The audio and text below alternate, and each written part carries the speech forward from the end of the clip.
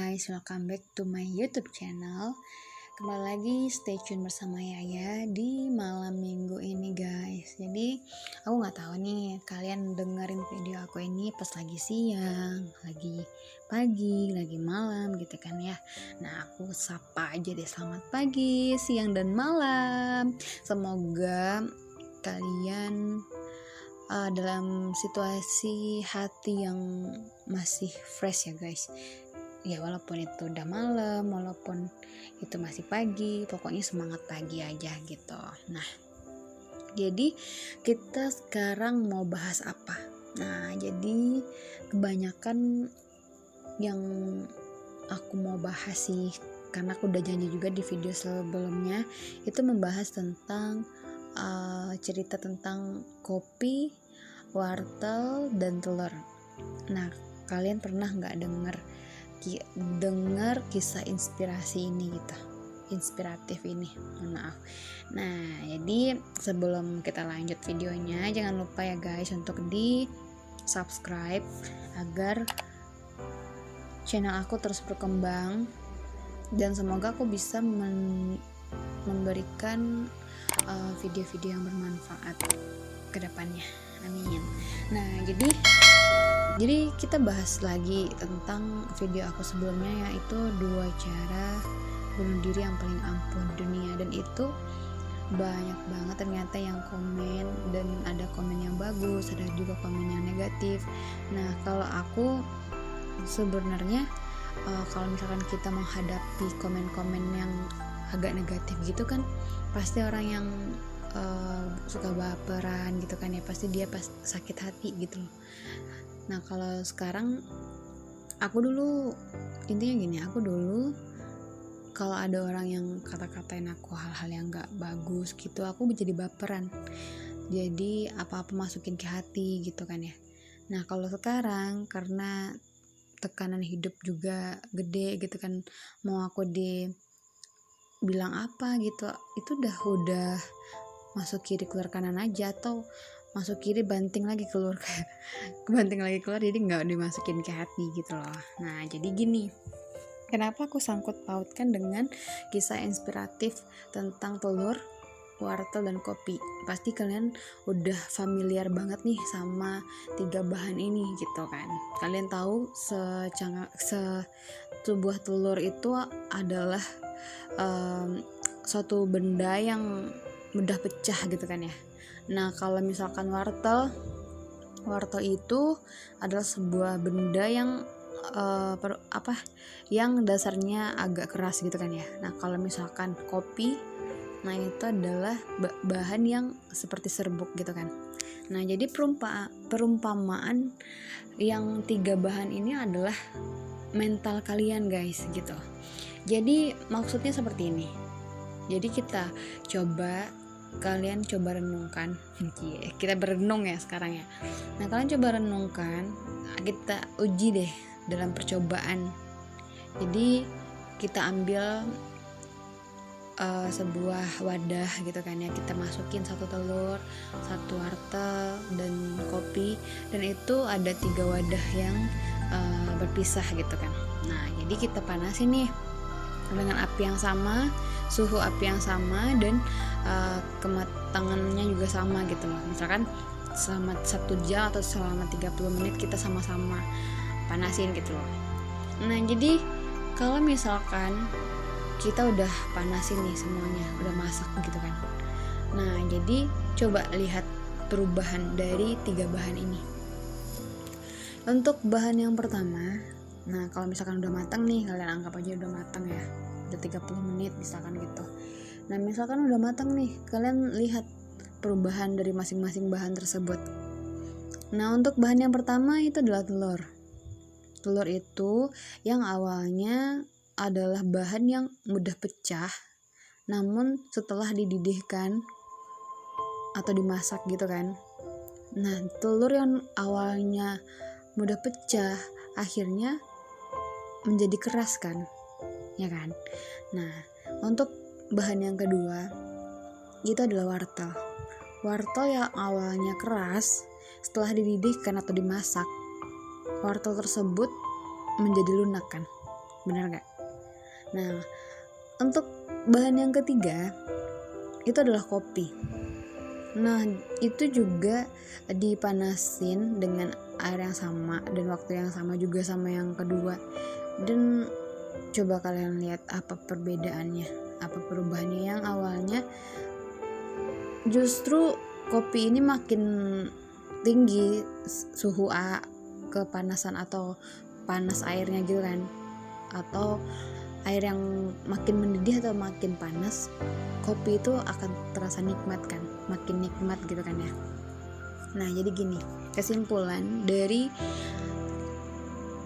apa yang udah aku kasih tahu itu adalah, jadi 3 bahan itu ibaratkannya itu mental kita guys. Jadi kalian bisa coba resapin ke diri kalian sendiri, kalian di mental yang mana gitu, kalian memiliki mental yang mana, apakah mental telur, wortel ataupun kopi. Jadi seperti ini, mungkin kalian udah pernah baca buku juga kali ya, atau yang belum pernah dengerinnya ini kalian bisa dengerin dulu. Jadi yang bermentalkan telur ini, jadi Allah itu sebenarnya ngasih kita cobaan yang kadar cobaannya itu sama, yang kadar cobaannya itu sama seperti air ya guys, air dan suhu yang kita masak gitu kan, airnya sama, jamnya juga sama gitu kan ya. Nah, jadi kita yang bermental telur, yang awalnya itu agak mentalnya lembek gitu kan ya, apa-apa takut gitu kan ya. Jadi setelah dikasih ujian sama Allah gitu kan, dia akan berubah menjadi orang yang lebih keras gitu kan. Nah, begitupun juga dengan wortel, yang awalnya mentalnya itu adalah mental yang keras gitu kan ya. Anggaplah misalkan dia orang yang kuat gitu kan, mental yang keras gitu kan, orang yang keras, tipe keras gitu. Tapi setelah dikasih cobaan, dia jadi lembek guys gitu loh. Dia nggak berdaya. Kalau dikasih cobaan yang kadar cobaannya juga sama dengan yang telur itu, tapi dia akhirnya menjadi lembek gitu. Dia menjadi terpuruk, menjadi jatuh gitu kan. Ibaratkannya lembek atau nggak punya semangat lah gitulah. Nah, kecuali kopi nih guys, yang awalnya kopi ini makin dipanasin, nah itu kopinya itu pasti akan semakin harum ya kan baunya kan. Dan juga bagi orang-orang penikmat kopi ya, pasti kalau misalkan makin dipanasin kopinya makin sedap lah ya, makin enak gitu kan. Nah, jadi gini, kalau yang mental kopi ini, dia dikasih cobaan bagaimanapun dia tetap nggak berubah, justru dia makin tenang, emosionalnya makin emosionalnya juga terkontrol gitu. Jadi yang awalnya dia awalnya warnanya hitam, dan kalau dimasak pun dia tetap warna hitam kan, tapi dia berubah menjadi sesuatu hal yang makin berguna, makin enak gitu loh.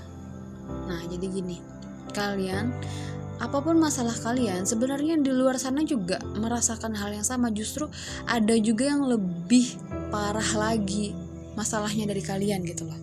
Tapi bagaimana cara mereka menyikapinya?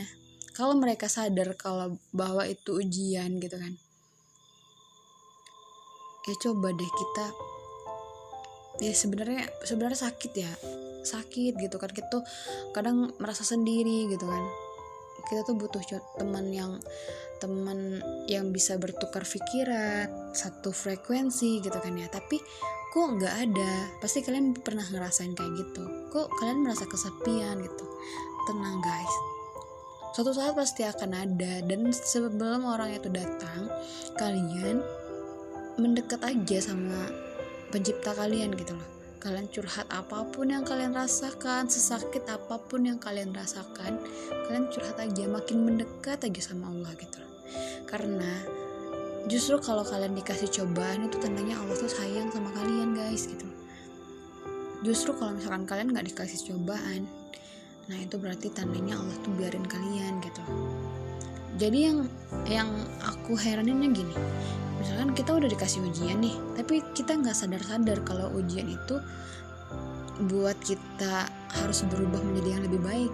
Justru kebanyakan orang dikasih ujian malah mereka pengen bunuh diri, malah mereka udah nggak sanggup lagi. Bener guys, aku juga pernah kayak gitu. Tapi kita harus sadar lagi bahwa hidup ini memang tujuannya kita buat singgah gitu loh. Kita manfaatin umur yang udah dikasih gitu.